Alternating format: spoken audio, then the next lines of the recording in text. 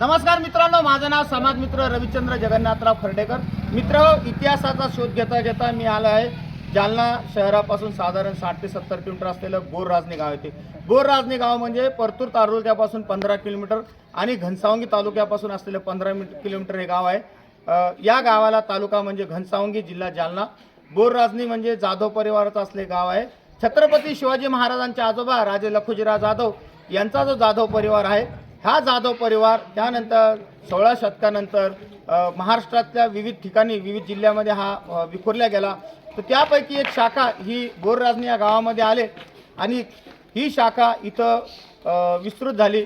अशा शाखेचं असं गावकरी असं काही सांगतात की मूळ जे नाव आहे सटवाजीराव जाधव हे या गावामध्ये आले किंवा त्यांचे वडील आजोबा या गावामध्ये आले असेल आणि त्यानंतर हा त्यांचा वंशवेल इथं वाढलेला आहे। आपण जे माझ्या पाठीमागं वाडा बघत आहात, हा साधारण 7 ते 8 पिढ्याचा वाडा आहे आणि हा वाडा एकेकाळी 3 मजली असायचा की 3 मजली हा वाडा एकेकाळी या गावचं वैभव होतं, या परिसराचं, या पंचक्रोशीचं वैभव होतं।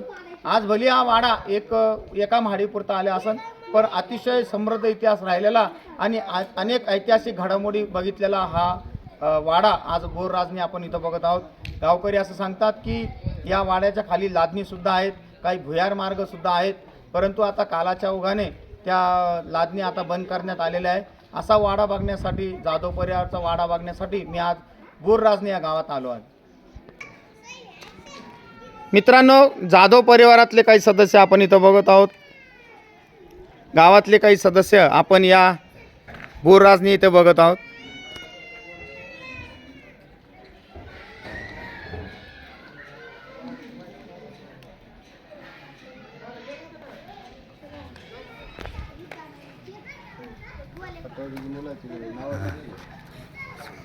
अतिशय समृद्ध असलेला हा 3 मजली वाडा, एकेकाळी 3 मजली असलेला वाडा आज आपण इथं बघत आहोत।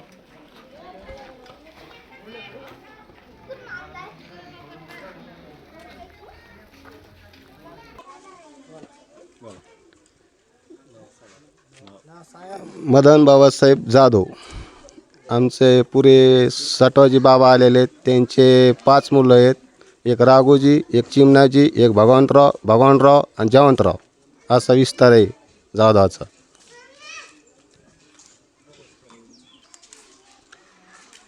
आम्ही पहिले शिंदखेड राजे लखुजीराव जाधव यांच्या वंशाचे। आमचे पंजोबा आजोबा सांगायचे ते आमच्या आजोबा पंजोबाचं नाव साटवाजीचे 5 मुलं, एक राघोजी आहे, एक चिमणाजी आहे, एक भगवानराव आणि एक जयवंतराव असे 5 मुलाचा विस्तार आहे। मित्रांनो, अतिशय समृद्ध वारसा असलेला हा जाधवाचा वाडा आज आपण बोरराजनी या गावामध्ये बघत आहोत।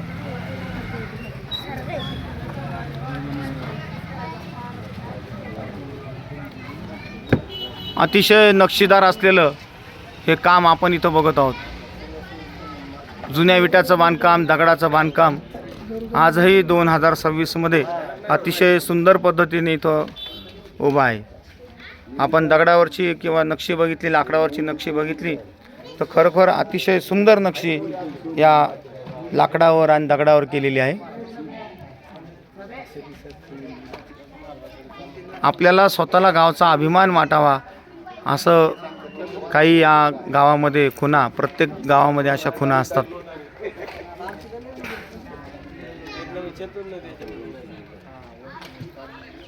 आपण हे वाडा आतमध्ये जाऊन बघण्याचा प्रयत्न करूयात। हे वाडा जेव्हा आपण आतमध्ये जातो तो उजव्या हातालाच आपल्याला ही पायरी दिसते वाड्याच्या वरती जायला।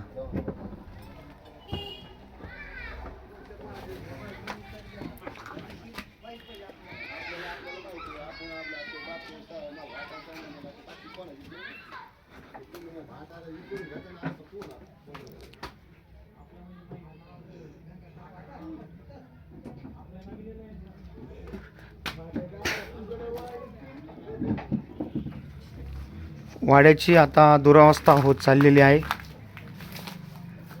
काही वर्षापूर्वी इथं जाधव परिवार राहत असे, परंतु आता इथं कोणी राहत नसल्यामुळे बरीच दुरावस्था आता इथं होत चाललेली आहे।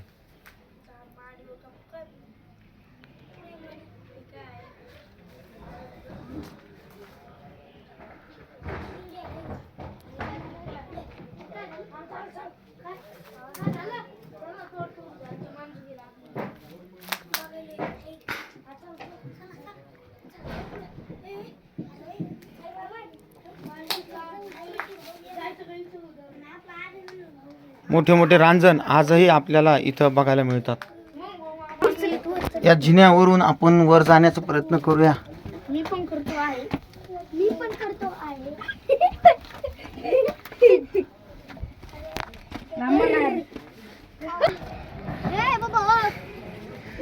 थांबा थांबा. तळावर आलो. थांबा, हे किती तार आहे. चला रे, होय पुढं. हे पाय मामा पांढरा बॉल काढू का पुढं. बघायला ना मामा.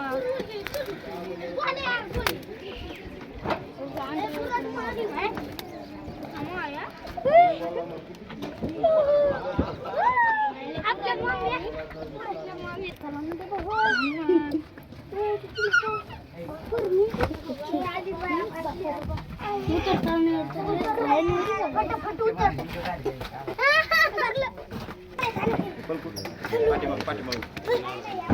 मित्रांनो, या वाड्याचा मागचा बाहेरचा परिसर आपण बघूयात.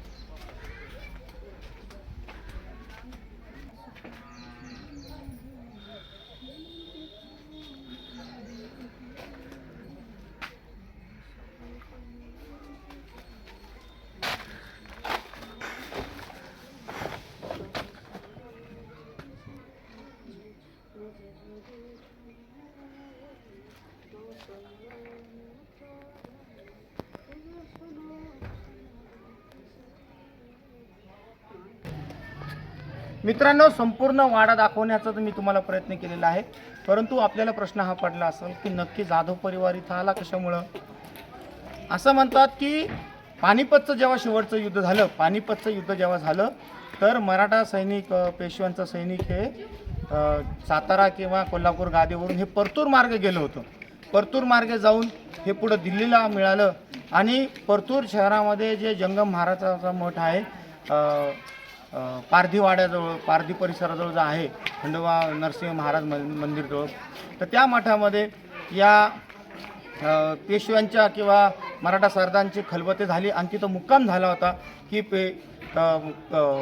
पानिपतच्या युद्धासाठी जाणारं हे संपूर्ण सैन्य तळ ठोकून या परतूरमध्ये थांबलं होतं मुक्कामीसाठी, असा इतिहासामध्ये नोंद आहे.